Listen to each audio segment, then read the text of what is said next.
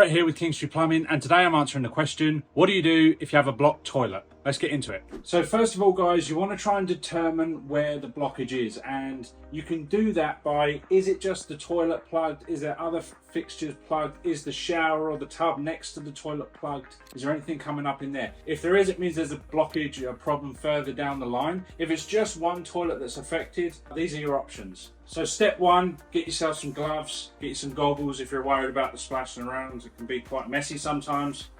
I'll put these on the right way.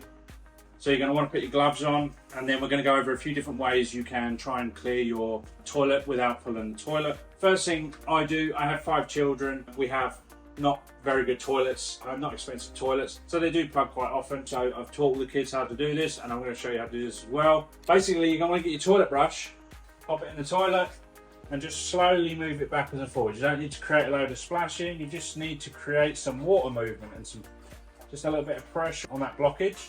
And if this is a soft blockage with just tissue, this 90% of the time this will clear it. So you can sit there, sometimes it takes a minute, I'll just sit there for a minute.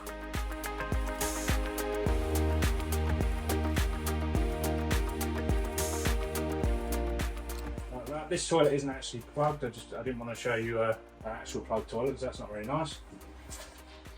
But often that will clear it and that will get you going again. Hopefully it does. Okay, second option, toilet plunger.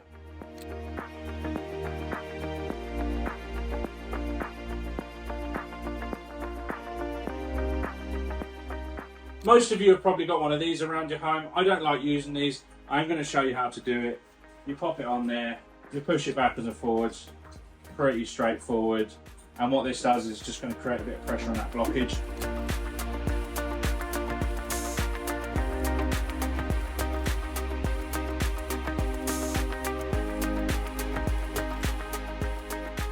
Now, the trouble you can run into with these is if the blockage is past the wax seal, the blockage is here, wax seal on your toilet, wax seal, blockage, you're pushing, it can actually create pressure on the wax seal and start to create leaks, which you won't be able to see. So make sure you do a bunch of testing after you've been doing some heavy plunging. If you give it 1 or 2 and it clears, that's good. But if it is a stubborn blockage and you're going and going and going for a few minutes, that can create issues. And then my favorite method, and one, I think everyone should have one of these in their home, about 50 bucks from Home Depot, 100 bucks for a decent one. This is just what we call a toilet auger.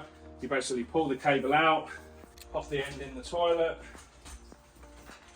and then you're slowly just going to turn it while you apply pressure.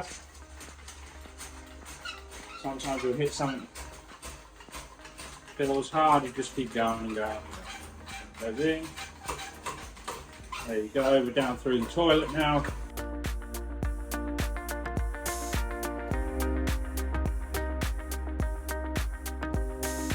And then we're into the flange.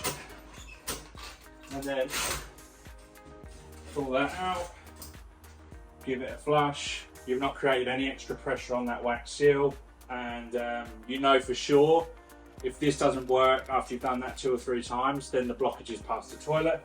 Have to be a bit careful with these. I usually like to use a bag, which I have just outside the room. I'll pop the end into some rubber gloves.